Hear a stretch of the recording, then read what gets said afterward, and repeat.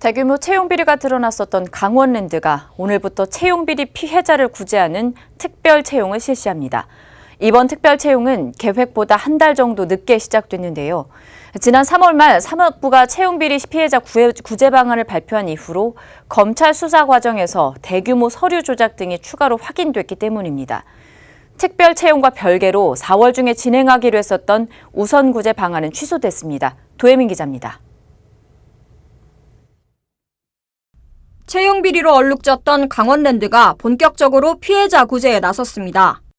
강원랜드는 오늘 강원랜드 채용 비리 피해자 특별 채용 공고를 내고 지난 2013년 강원랜드 하이원 채용 과정에서 부당하게 피해를 입은 지원자들을 대상으로 공채를 시작했습니다.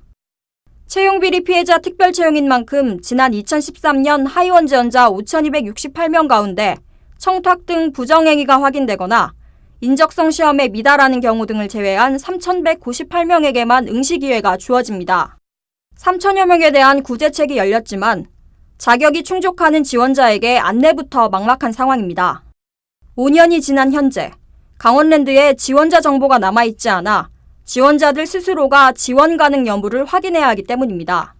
개인정보에 해당하는 연락처가 저희한테 남아있질 않아서 개별적으로 통보가 지금 현재 불가능한 상황이고요. 이번 특별 채용은 당초 4월 중순 공고한 뒤 5월 말 최종 선발까지 마칠 계획이었지만 산업통상자원부가 구제 방안을 발표한 이후 검찰 수사 과정에서 대규모 서류 조작 등이 추가로 드러나면서 한 달가량 늦어졌습니다. 특별 채용과 별개로 진행하기로 했던 우선 구제 방안에도 차질이 생겼습니다.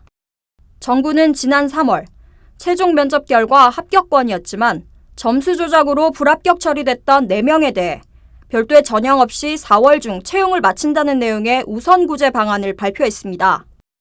하지만 뒤늦게 대규모 서류 조작이 확인되면서 이들에 대한 우선 채용은 취소됐고 특별 채용에 응시할 수 있는 기회만 주기로 결정했습니다. 대규모 서류 조작이 이루어져 그 서류 점수 자체를 신뢰할 수가 없어서 우선 구제 대상자가 정상적인 서류 전형 합격자라고 단정할 수가 없어서 우선 구제를 실시하지 않기로 결정하고 응시 기회만 부여하기로 했습니다. 정부의 성급한 조처가 채용 비리로 이미 상처 입은 지원자들을 또다시 울린 셈입니다. 아시아경제TV 도혜민입니다.